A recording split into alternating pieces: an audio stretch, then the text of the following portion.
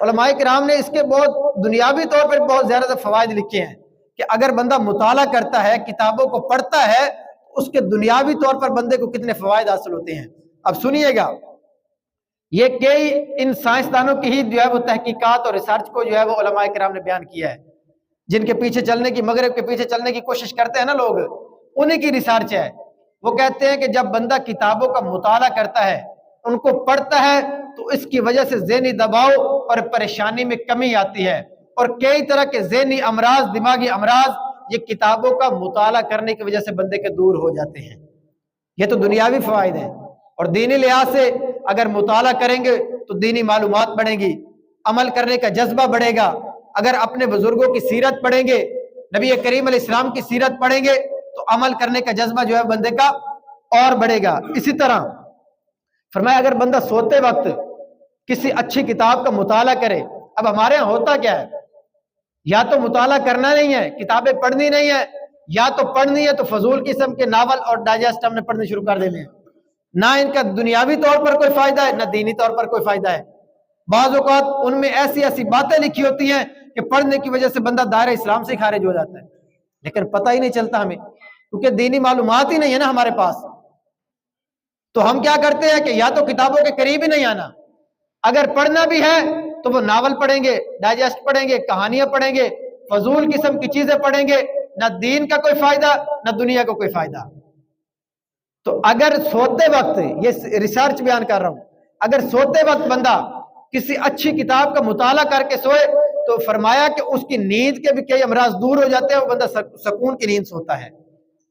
اب لوگوں کو نیند کے مسائل ہوتے ہیں نا، یار مجھے اچھے طریقے سے نیند نہیں آتی، ڈپریشن میں چلے جاتے ہیں، ذہنی سکون نہیں ہے، اطمینان نہیں ہے، تو فرمایا کہ اچھی کتابوں کا مطالعہ کریں، اس کی برکت سے بندے کی ذہنی پریشانیاں اور ذہنی تناؤ بندے کا دور ہوتا ہے۔ اسی طرح فرمایا جب بندہ کتابوں کا مطالعہ کرتا ہے تو اس کی ووکیبلری میں اضافہ ہوتا ہے، ذخیرہ الفاظ اس کے پاس بڑھ جاتے ہیں، جب وہ کسی موضوع پر بات کرنے لگے گا تو اس کے پاس جو ہے وہ کئی طرح کی معلومات ہوں گی۔ اگر بچوں کو جب سے ان کے اندر سمجھ بوجھ آئے، بچپن سے ہی ان کو کتابیں پڑھنے کا، مطالعہ کرنے کا شوق ان کے اندر بیدار کریں، تو فرمایا بچہ جو ہے بڑا ہو کر بڑا ذہین بنتا ہے، اگر شروع سے اسے کتابیں پڑھنے کا شوق ہوگا۔ لیکن ہمارے ہاں کیا ہو رہا ہے،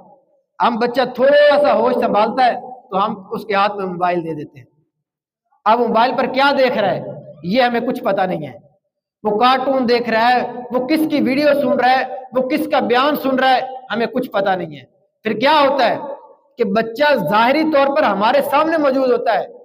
لیکن دماغی طور پر وہ کہیں اور موجود ہوتا ہے، وہ ہمارے سامنے بیٹھ کر موبائل کے اندر کسی اور کی تعلیمات لے رہا ہوتا ہے، اور اس کا نتیجہ کیا سامنے آتا ہے کہ آہستہ آہستہ وہ بچہ دین اسلام سے بھی دور ہو جاتا ہے، اور ان لوگوں کے بیانات سن سن کے اب اس کے سامنے کیا کھلا ہوا ہے، ہم تو یہ دیکھتے ہیں کہ بچہ ہمارے سامنے بیٹھا ہوا ہے، لیکن ہمیں یہ نہیں پتا کہ ہمارا بچہ نیٹ پر سرچ کر کے کیا سن رہا ہے، وہ کس کی باتوں کو سن رہا ہے۔ ایسا نہ ہو کہ وہ کسی ایسے شخص کی باتیں سن لے جو غیر مسلم ہے، جو دین اسلام سے دور کرنے والا، گمراہ کرنے والا شخص ہے، بعد میں اس کا نتیجہ ہمارے سامنے آئے کہ جب پانی جو وہ سر سے گزر چکا ہو، پتہ چلے کہ ہمارا بچہ تو کسی اور کے نظریات لے کر بیٹھا ہوا ہے۔ اور اس طرح کی کئی مثالیں سامنے آ چکی ہیں۔ تو ہم نے اپنے بچوں کو بچپن میں یہ موبائل دینے کے بجائے ان کے ہاتھوں میں کتابیں دیں، تاکہ وہ اپنے دین کے بھی قریب آئیں، اور جو معاشرتی طور پر کسی ایسے شخص کی باتیں نہ سنیں جو ان کو آگے بڑھ کر جو گمراہ کرنے کی کوشش کرے۔